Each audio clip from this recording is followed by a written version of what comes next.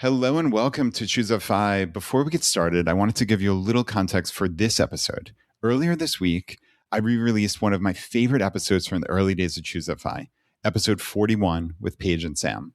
It was one of those stories that really stuck with people. Here was someone living in LA on a modest income, embracing DIY, believing that the alley will provide, and pursuing financial independence in a way that felt accessible and real. But today's episode is the one I'm really excited about. When we first talked to Paige back in 2017, she had a plan. She had a FI number. She had a vision for what her life would look like. Now, 9 years later, I get to ask the question I almost never get to ask: what actually happened? Did the plan work? Did life go according to that plan? What surprised her? What did she get right? And what changed along the way? I think these follow-up conversations are some of the most valuable ones we can have because it's easy to talk about what we think is going to happen. It's much rarer to hear from someone who's actually lived it. FI isn't about predicting the future perfectly. It's about building a life that's resilient enough to adapt to when life inevitably surprises you. And I think Paige's story is a wonderful example of that. I hope you enjoy my conversation with Paige. And with that, welcome to ChooseFI. Before we get started, I keep this podcast entirely ad-free for two reasons. First, this is a FI podcast and I don't want to promote products that I don't want you to buy in the first place. And second, I really like the clean listening experience of a show where you don't have to fast forward ads. To keep it ad-free, all I ask of you as a listener is the next time you open a travel rewards credit card, go to choosefi.com/cards. And with that, on to the show. Paige, welcome back to ChooseFI after 9 years. This is so fantastic to have you here. Thank you for having me. I really appreciate it. So your episode 41 was one of those episodes that struck a chord with people. I think there were so many reasons. It was living in a high cost of living area, but doing it on a lower income and really a budget that people could look at and say, okay, look, any middle-class person can do this. And DIY was another major aspect that you and Sam talked about. And of course, I would be remiss if I didn't start with the alley will provide. Right. Yeah. That's one of the most amazing things we've ever heard here on 700 plus episodes. So does the alley still provide? Yes. Yeah. It still works. If you wait long enough, something inexpensive or free will show up to meet a need for whatever reason. It is tried and true. I love that. Okay. What are the different aspects? So I know it is literally alleys sometimes, but yes, we'll start at an alley. It's more not an alley now. Okay, let's hear about the 2026 version. Yes, I have two really good ones. One is we moved into our house. We've been here a little while. I had started looking around. I wanted a couple of outdoor chairs, something cool, something retro. We're very retro. Our house is 100 years old. We wanted something very retro. And we're walking down our street and our neighbor is pulling out these two, the kind of steel 1950s style outdoor furniture with the curved legs. And I'm like, oh, are you giving those away? And he was like, well, I was throwing them away. I'm like, cool, I will take them. And Sam picked up one, I picked up the other, and we brought them home and cleaned them up, and they look great, and they're sitting in my front yard to this day. Love them. That's cool. Yeah. That's very cool. So it's just that thing where it's like, if you're looking for something, it'll show up, at least that's been our experience. Okay, nice. My mind always goes to college move out day where people put the most amazing stuff just literally on the curb because they don't want to cart it hundreds of miles back home or wherever they live. Are there places that somebody who's listening to this, maybe they're not in a city where there literally are alleys, and that's of course proverbial for many people, but where would one look? So we do combo. So we do a lot of Facebook Marketplace. They have a free section. And I have a garden full of bricks that Sam has gone and gotten for me that I have laid in the garden to create this little, all the pathways in my garden have been with free bricks that have come from the free section of either Craigslist, old days, or Facebook Marketplace free section. And the other thing is sometimes your neighborhood will have a big item pickup weekend. And then all your neighbors, like a move out day, are just pulling their stuff to the curb. In the day of IKEA, it's a little harder to find good stuff. But if you just keep your eye out, it seems to still work for us, I mean, we still end up with some really cool stuff, especially like the bricks. I mean, totally transformed my front yard completely for free. Oh, I believe it. Now, has this become like part of your identity? Like, I don't mean this in a negative way, No, in no, any no. way. I wasn't taking it negative. So Is there some aspect where like this is fun and accumulating stuff and just like finding ways to rehab and refurnish? Like, is that part of the fun? Or is it just like we are looking for something specific and when we find it, then we incorporate it into our lives or some variation thereof? I think it's kind of a variation. So I'm an artist. I'm more of an actual visual artist, and he's more of a writer type artist, a writer musician type artist. And so some of it is that's the way we think about curating our space is we want it to look and feel a certain way. And sometimes there's certain things that need to come along to make that happen. We sort of see our house as like a giant art collage project. And sometimes you have to have more stuff than you need, and that can be what it is in order to make that work. But in the end, we've been very fortunate that when things come together, we can end up with something really lovely. And then, you try to get rid of the extra that didn't work out. And that can be where conflict lies. But other than that, it works for us. And we do live a very funky, bohemian, visually lifestyle. So we are not the FI minimalists. Nice. No, nothing wrong with that. That's for damn sure. And it makes me want to see maybe sometime when I head out to LA, I'll stop on by. Absolutely. So, and it's just a fun spirit of adventure, really, is how I see you guys, and which is great. Like, and the whole concept of DIY, it's funny because that really was a large aspect of what we talked about in the early years on ChooseFI. And frankly, like, not for any overt reason, but we haven't had many people come on and talk about DIY. But you two were memorable to me in terms of like, hey, this can be a superpower. I'm curious, like, what does that look like now? I'm trying to think some of I had taught myself to plaster walls. I don't know if I talked about that last time. And so we've saved a lot of money on kind of home improvement things. We've done pretty much everything. We handmade all of our trim that's around our windows and doors. We wanted to kind of like take it up a notch from the sort of builder, and this is 1925 builders, we wanted something a little higher end looking. And so Sam was able to take all the scraps we had and like put it together to make this really lovely trim.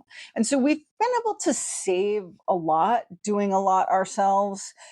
I will say that as you go along, that sense of what you're willing to spend money on and what you want to DIY kind of adjusts a little, because the more resources you have, that aperture of things that you can do widens. So sometimes, but time doesn't widen. It's finite in the sense of like there's 24 hours in a day and that's it. And so there are things that we're a little bit more willing to. I got a camper recently. It's a 2005 Airstream. And we've done some of the things ourselves. We redid the battery system and things like that. But I'm going to take it to a place to do some other maintenance on it that we're capable of. But at some point, you just say to yourself, there's other projects that really need my skills, that I want what I do to be a part of it. And that is not recaulking a roof of the Airstream. And so it's not going to be important that I did that, And so we do outsource a few things now that we probably didn't in the old days out of maybe the more scarcity of resources. I think that's kind of a real thing. I would assume that's normal for people. As your journey goes on, your resources change and then your priorities shift, and you have to shift those priorities. Otherwise, what are you doing? Totally agreed. And yeah, I mean, I think anything taken to its extreme, even something that's laudable and good, can be a negative. It can turn into a negative. Yeah, absolutely. You only have a certain finite number of hours in a week caulking a roof of an Airstream. All right, maybe that isn't exactly the highest use of your time. But that said, DIY has served you exceptionally well. And you would never look back and say, like, any of these amazing skills you learned were bad. It's just that, okay, I'm in a different spot right now and I'm still learning new skills and learning new things and DIYing, but maybe I don't have to do every aspect of it. And that's not a conflict. That's growth as far as I'm concerned. Yeah, I think so. And it's also just picking and choosing, like, what are things that it is best for us to DIY because we want them to be this unique thing that requires only us, or what could we hire someone to do? Like, Sam is building a shed in our back area, and someone poured the slab because that is not unique. That is to say, slab of concrete. But what he is doing to build it for himself, designing it as he goes, adding as he goes, no one else could do that. He has to do it all himself, and he has driven almost every nail except for when he can drag me out there to drive some nails. And I would say, I mean, at this point, we're at like 80% of the materials being free and upcycled. It is very rewarding, and that's when it's worth it. Yeah, I love that. Like I said, it's been 9 years. And when we last left you, it was 2017. I think you were somewhere around 47 years old, plus or minus. Yeah, it had to have been somewhere in there. But you had told me that your first positive net worth was that year, so 2017. Yes. And you, I know, had worked up to making, I think, somewhere in the high 50s in terms of salary. So, and this is in Los Angeles, right? So yeah, I was at 58K, I want to say, when we spoke. At least that's what I think. I even wrote that down somewhere. That might be the only reason I remember it. Right. So that's what's so amazing about FI, right? So you found, I know Sam introduced FI to you in 2014, 2015 with Mr. Money Mustache, and you started making moves. And like you said, you hit your first positive net worth in your mid to late 40s. And you had a goal back then, I think, of $350,000 for your FI number. Yeah, my FI number was 350 to retire age 55. Okay. And yeah, I was well on my way. I mean, I feel like I would have made it then even, but then life happens and things change. And I had to quit that job for reasons that there was a must hire situation where someone got a job that I should have gotten. But I had the ability to say, I'm not going to stand for this. I had the money and I just said, okay. I said, I'll give you the 2 weeks it'll take to train this person. And I just quit kind of out of the blue. I had no plan, but I had this money that I'd never had before. And this was probably, I want to say 2019. So just 2 years after we had spoken. Okay. And the person who I was supposed to train, I think she was a little self-conscious about what had happened. And she was like, no, I'm good. I don't need anything. She had never done the job before. And I was like, oh, okay, well, I get 2 weeks of playing around, visiting with my friends then. I was working on the Sony lot and I was down on the main street and I bumped into a person I had worked with a couple of years earlier and she'd left to go work on shows. She was like, oh my God, it's so great to see you. I'm like, yeah. And she's like, what are you up to? I'm like, I just quit my job. Literally minutes ago. Yeah, literally like a day ago. And she was like, oh, cool. I'm just starting a new job. I will hire you. Wow. I was like, oh, well, I technically gave 2 weeks. She was like, oh, okay, the job will start in 3 weeks. Let's do it. And I was like, okay. Wow. And it was like a whole new chapter of my life. The door just got blown open. And it's really, really been lovely. We've worked together ever since. She's a wonderful person. We're friends beyond her being my boss. And it's been a really great experience. In the beginning, I think it was a slight loss. I lost a little bit of money, but then because I was working with someone who knew me and trusted me, she trained me and I worked my way up the ladder to being a post-production supervisor. And I can't say that I'm no longer like low income in a high spending area, and that really made a difference to what my FI became. So I feel like I lost out on that, sort of that little bragging point, but no loss for me. No, certainly no loss. Let's be clear. But I mean, the cool thing is you had planned, like you said, 350K was your your FI number, which suggests your annual spending was less than $15,000 or thereabouts. Yeah, I mean, I'm trying to think of what the number was. I feel like because it's also I'm older than a lot of other people, so in the FI community, not a lot, but so I was not retiring until I was 55, and it's bigger now than it was then. Then I was very much an anomaly, and now I feel like there's more of us. There's more of us than there ever has been, and I mean older folks. But yeah, I feel like I think my budget was 22,000 because I had Social Security coming in a relatively short period of time. So I was planning on spending at a higher percentage until my Social Security came in and then cutting. And lest anyone think I'm a crazy person, Big Earn did confirm at one of the FI conferences that he thought I could do it too. So Okay. so I feel like I had made a solid choice at that point. And then when I started working for this new person, she had her own retirement thing. She's got a bit of a golden handcuff to a union here in Los Angeles, the Motion Picture Union. And she was like, well, I want you to stay and work through this time, which was past where I wanted to work to by 3 years. I was like, okay, I will do 3 extra years. So I actually tacked 3 extra years on, and I am technically inside that, but she got a gig that is a consulting gig, so I can't work with her right now. So I'm taking a sabbatical year and kind of test driving my FI, which has actually been really good. That first time you take money out. Tell me about that, because I think that's something that gives some people the shakes.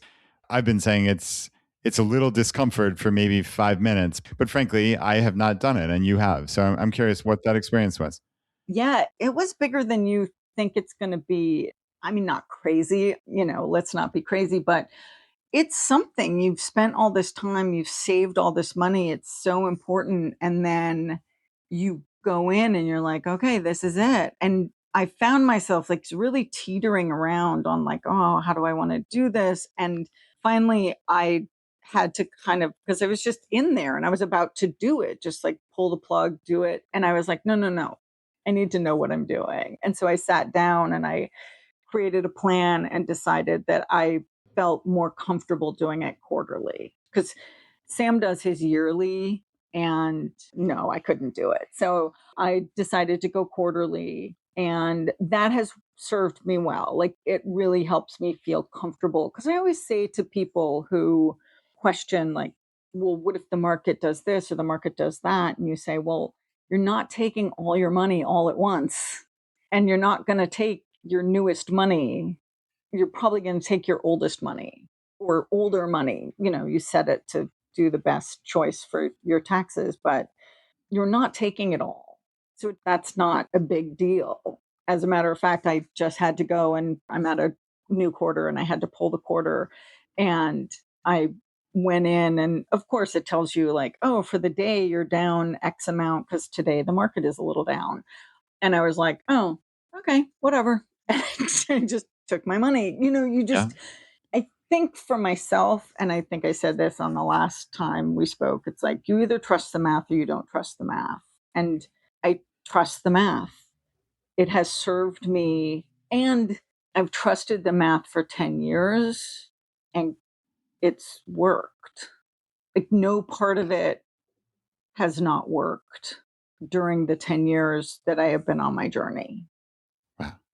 Now, given everybody's talk of like AI bubbles and things, I have like a little section of my spreadsheet now that deals with like, if a 30% crash happens, how do I need to make my adjustments and what's this and what's that, and clearly my number is higher than it was back then. Just because my income grew, there was no reason. And my lifestyle mostly stayed the same. So I was able to save a lot. Plus, the market's been amazing. So, I mean, it's been an amazing 10 years to be on the FI journey. Oh, it certainly has. I mean, none of us in this 10-year cohort can complain about. No, that is Yeah. for sure. I'm curious though, is your FI number, more than doubled, which therefore Yep. suggests you're spending more than doubled. But I know last time we talked about your particular house and such, and that was well on its way. So I don't know if your living arrangements have changed, but like what has changed in your budget, and has it made a material difference in your life in any way? Actually, not that much has changed in the budget. Okay.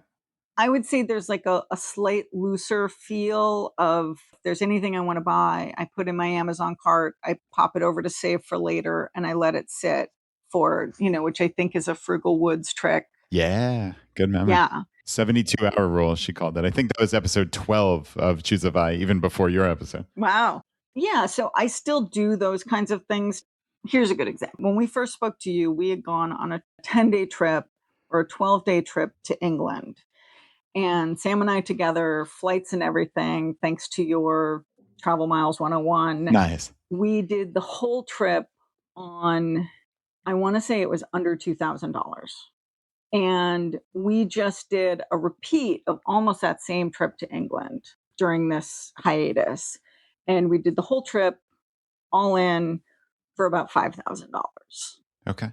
So, yeah, more, but not a crazy amount. I mean, okay, we doubled, but it's still not a crazy amount for a trip of that kind. And I think it was closer to 14 or 15 days. But we let ourselves do things that if it came up, we did it. If it was there, we did it. And that loosening of the budget, and we know we can because we know that the numbers have shifted. Because, I mean, Sam's been on permanent sabbatical for longer than I have. I mean, he stopped working 2019, maybe. And again, another great 10 years. And as we always joked, he spent way less than I ever spent, even with my frugal ways. He made me look like a spendthrift.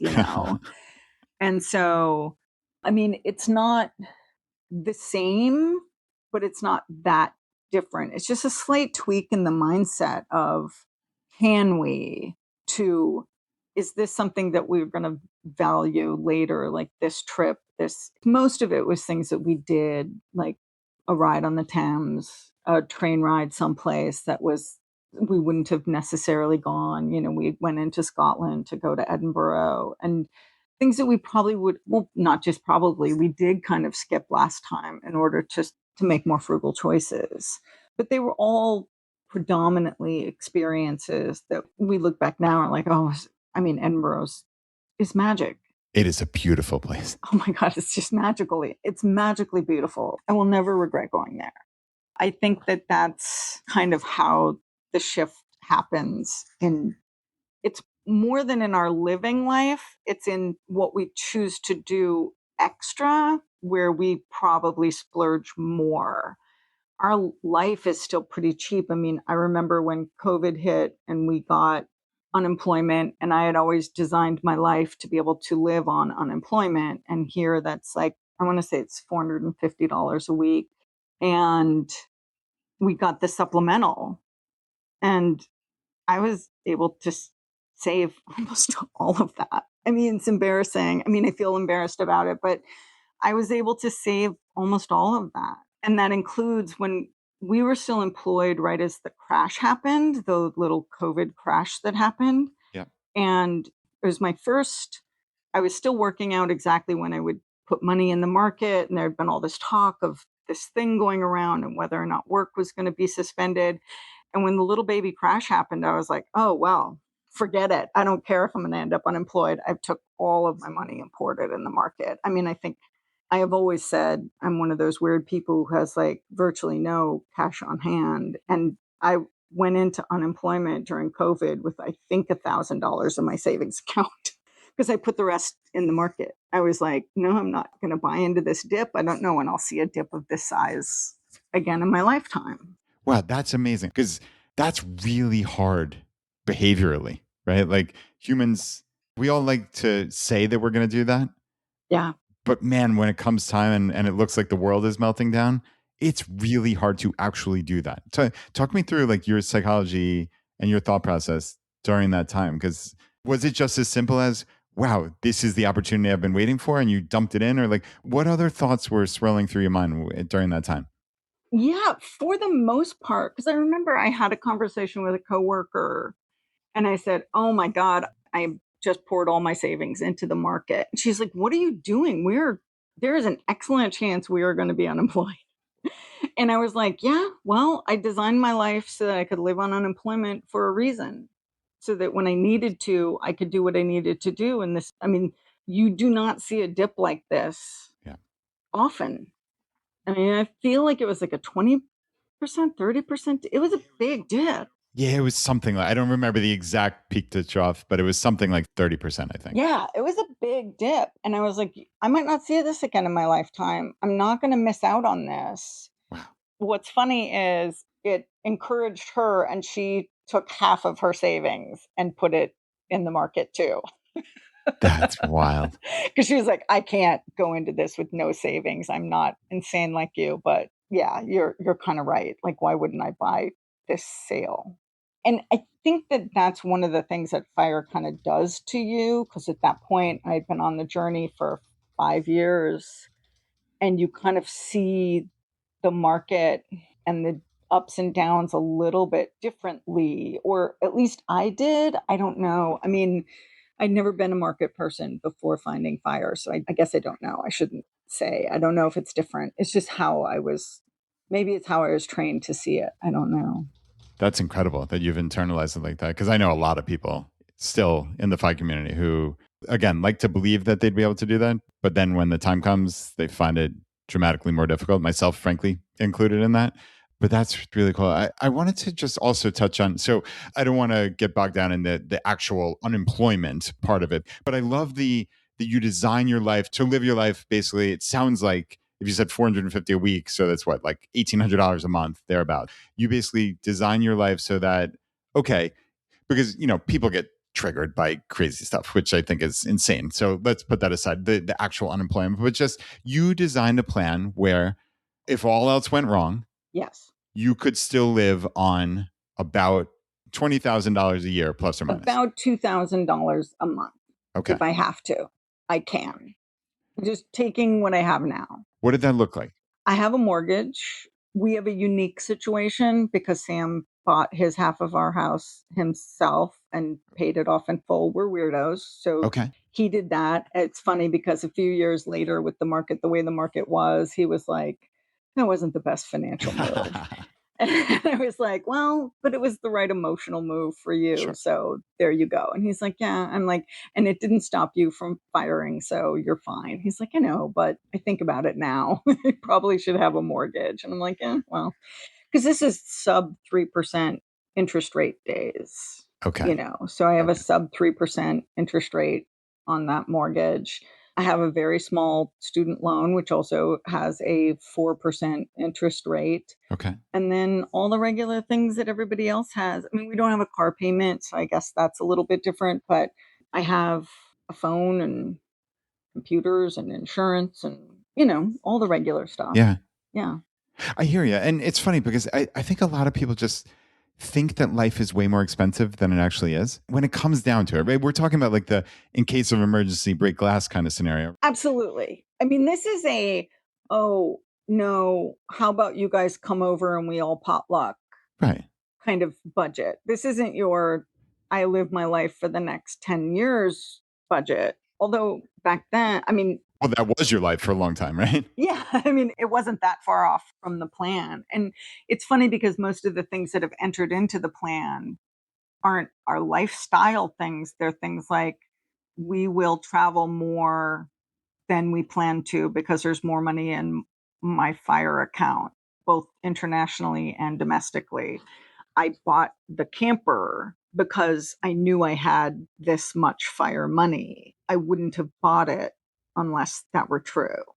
And so if I was on my old budget, that just would have been something I just pared out because it just wouldn't have been as important to me. And I also was much more miserable in my work back then. So being free was such a much higher priority than if you love what you do, which I love what I do now. So the freedom portion has slipped in the priority chain a little bit because I love my boss. I love my work. It doesn't mean I'm going to continue doing it.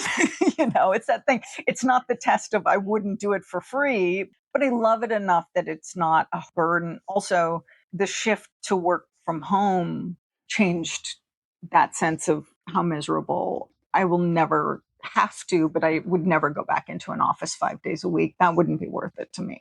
No, that makes sense. And I love how there's so many of the fundamental principles of FI baked into your story, right? Like we just kind of glossed over the FU money story, right? When you had a job that for, I'm assuming a multitude of reasons, just did not work out for you anymore. I know you mentioned one earlier, but you were able to just say, all right, look, I'm out of here, even though I don't have something lined up. And like we talked about with your story, it wasn't like your net worth was $1 million back then. You had just reached positive net worth in 2017. So it wasn't all that long after that, which is wild. But when you have a position of strength, you can make decisions that actually serve you, not somebody else, because you're worried that your whole life is going to implode. Yes. It's that little cushion. And when you've lived, I'd always lived very frugally and I'd kind of grown up poor and grown and lived very frugally here in Los Angeles. And so the idea that I could quit and I had even a little bit of money to cushion that fall, it made it, I'm not saying it was easy because it was hard because I had worked so hard to get where I was. But if I wasn't going to be able to grow there, and it was going to be looked over, like, why would I stay there? So, yeah.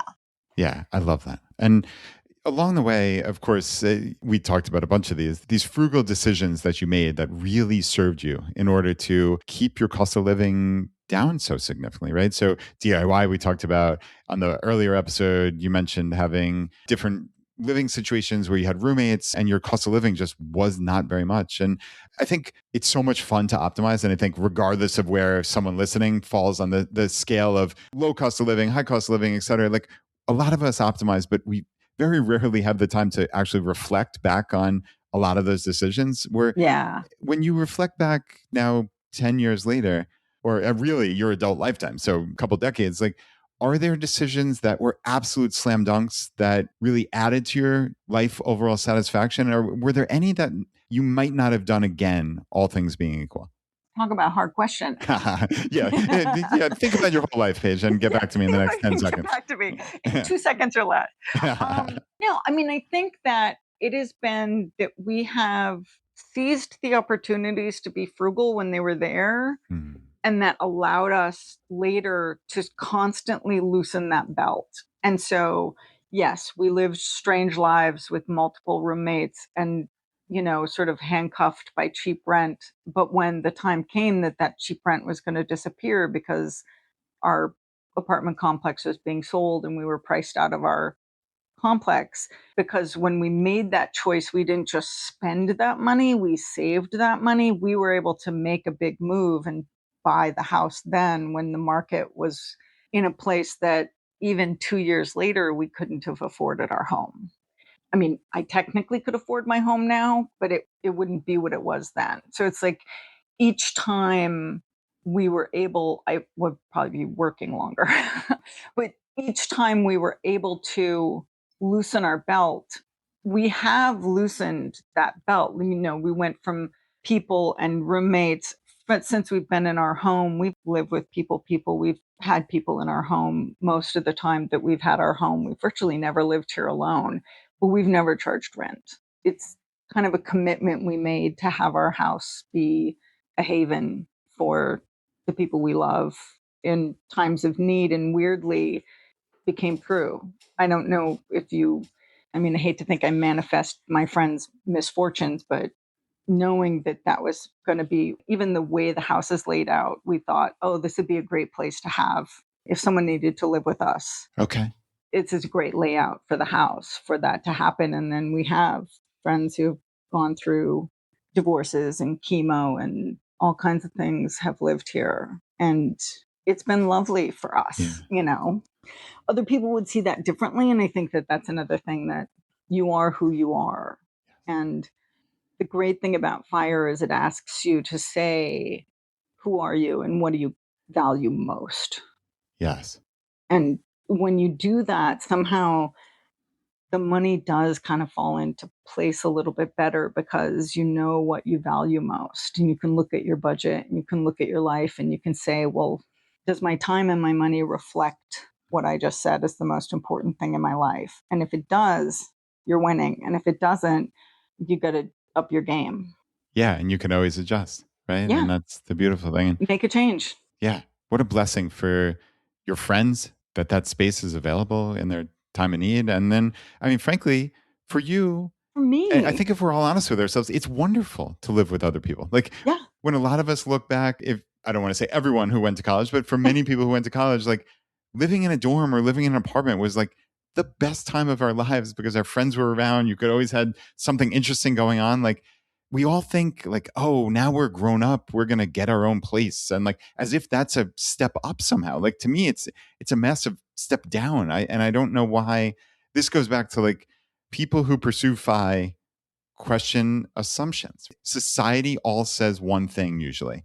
And I just find that very rarely are those like society says dot dot dot like actually true. It's bizarre. So when we've had people here, we cook together or someone cooks, and then we all get together and we eat together. Because if someone cooked for you, you're not going to be like, oh, thanks, I'm going to go eat in my bedroom. But when it's just Sam and I here in the house, a lot of times it'll be like, hey, are you fending for yourself for dinner? Yeah. Okay. Me too. Because we're on very different schedules because he stays up very late. I get up very early. We're a weird house where someone is awake 24 hours a day. Okay. And so our eating schedule can get like out of whack when it's just the two of us here. We don't even eat meals together very often when it's just the two of us. Okay. But when we have people in our home, we almost always sit down and eat all together. And it's so rewarding to do that. You sit down, you hash out your day, you laugh, you joke, you talk about stuff. It just is such a nice, pleasant way to end your evening or begin your evening, depending on if you're me or Sam. So, yeah, I've enjoyed people living with us. There was a quote that you said the first episode, and I hope I got it exactly right. You're basically talking about the path to FI. And you said something to the effect of when you have something you want and you're getting something you want, you don't feel like you're sacrificing. And that just jumped out to me, and that it's how I've always viewed FI, in that I've never felt that my path to FI was a sacrifice in any way because it was all in service of something really spectacular.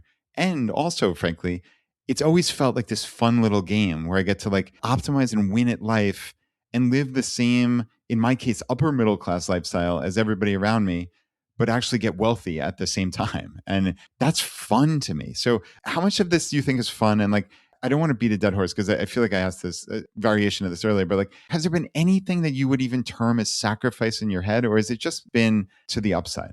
I feel like for me, it's all been for the upside. I will say too, like the other interesting thing is when you're on a journey, you become a messenger for that journey. And the industry I work in, we always, on our team, there's always a PA. That person is always in their 20s. And I have bought so many of JL's books and hand them out to 20 somethings. Every PA that I've had, I have browbeat into opening a Roth.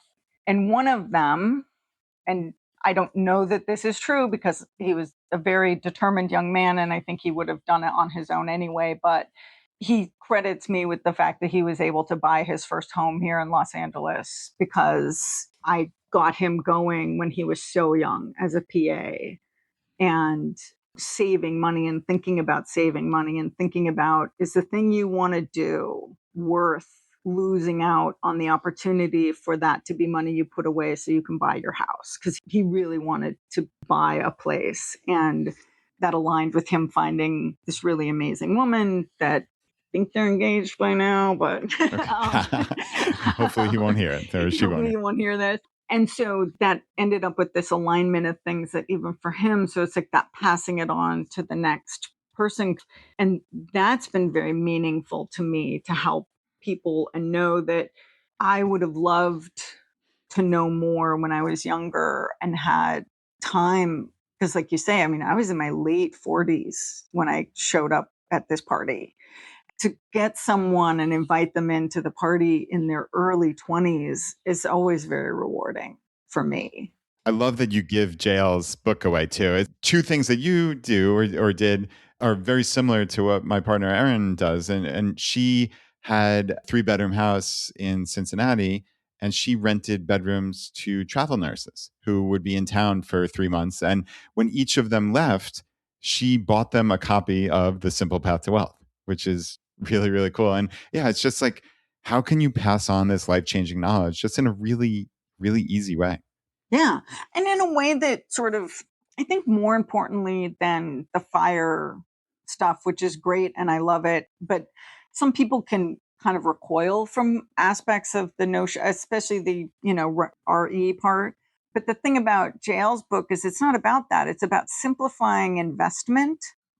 And that's the most important thing. All the other pillars are harder to travel, but that pillar goes everywhere, does everything. Agreed. And yeah, for him, it's just, do you have a savings rate and live below your means, quote unquote, and then invest in low cost funds or ETFs, right? Like that's pretty easy. So simple they can get going. And I Yeah. always say, just start and start with this simple. And then whatever you want to do from there, you will never regret that you started here and you started now.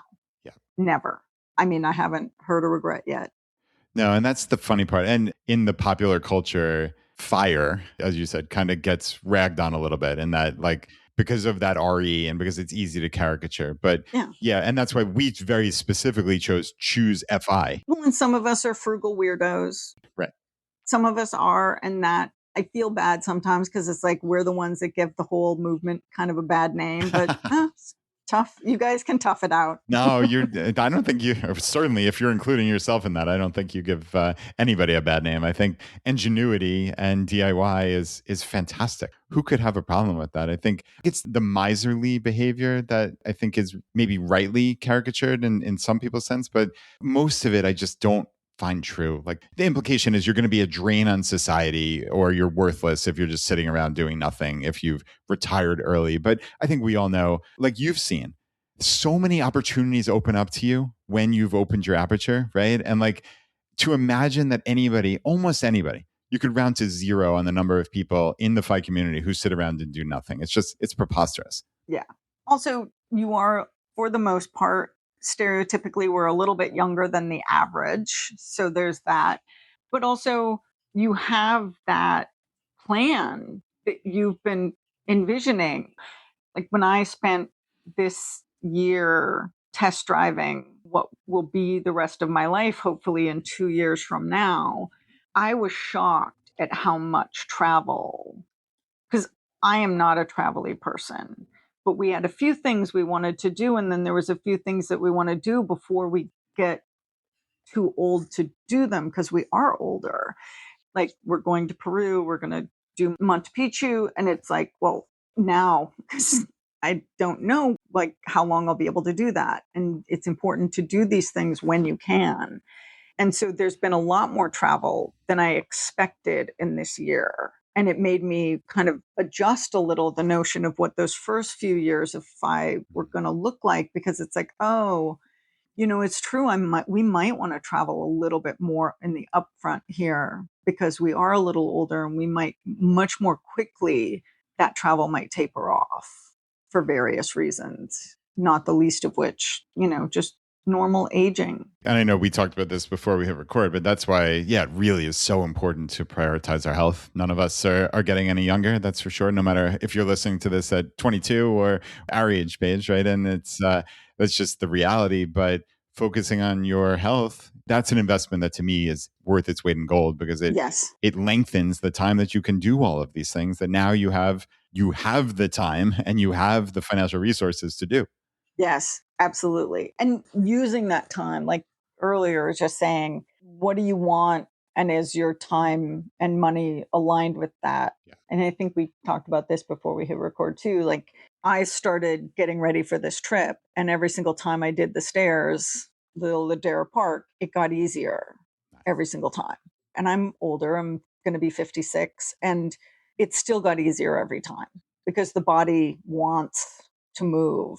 I think my body wants to move. I shouldn't speak for everybody's body. Not everybody's body wants to move. My body wants to move. It wants to be in a better, wants more activity. It wants more of that. So it's like, it really just, every single time I did those stairs, it got better. I wanted to talk about a couple things that might be counterintuitive to some people, or people might think it's counterintuitive, but might actually be superpowers. So, actually living and pursuing FI in a high cost of living area, and also discovering FI at maybe a later age, you somewhere in your early to mid 40s when you actually discovered it, we'll say mid 40s. So, a lot of people might look at those two things as negatives potentially, or challenges to surmount. I'm curious if, and I don't want to lead you, but do you think of either or both of those things as potentially superpowers, or things that actually benefited you, while others might think of them as potential negatives?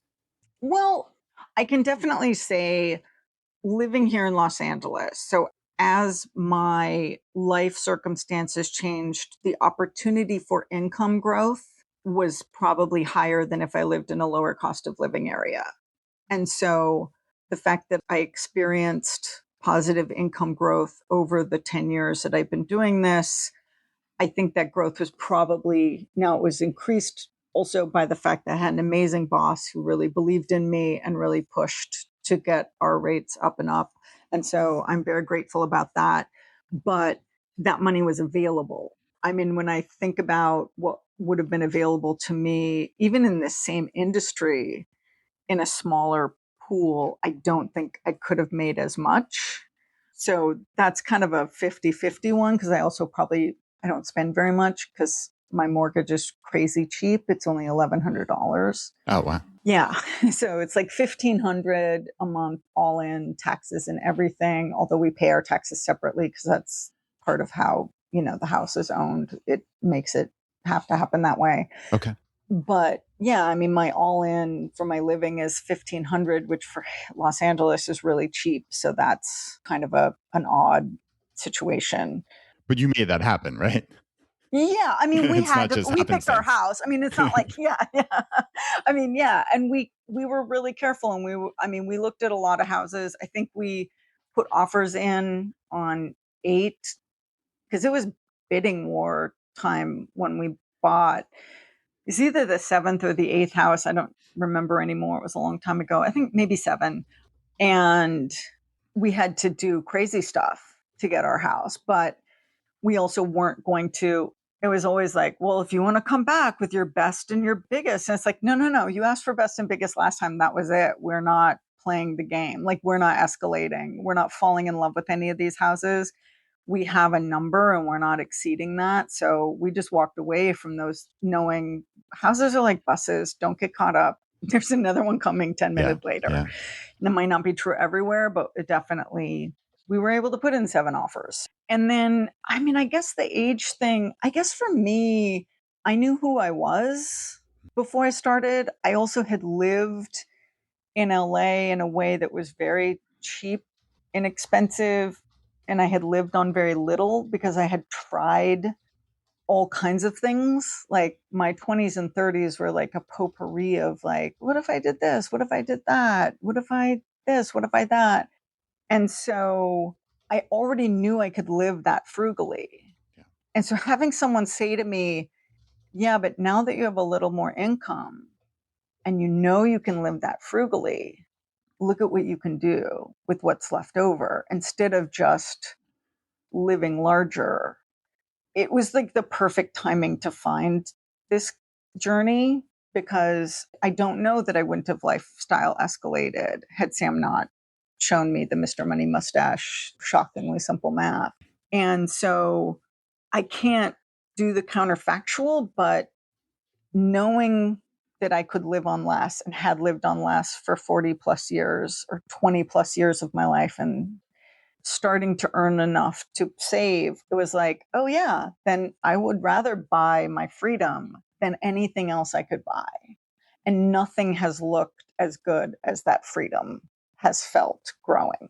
And I think it's easier. I have never had those same doubts that I see a lot in the forums of like, well, what if people think I'm weird? What if people think, and I was 40 something. I didn't have that same fear of myself being weird. Like, I've always been weird. So this is just one more weird to add to all the weird, I think knowing myself was probably made it easier than if I had been young and making the choice. Because I do experience that with some of the PAs will say, my friends think I'm weird because I said I didn't want to go out. I'd meet them later for something afterwards so that I can just have one drink instead of meeting for dinner and drinks. And it's like, well, but if that works, did you have fun?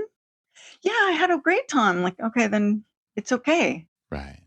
And I didn't have to go through that because I was already older and kind of knew myself better.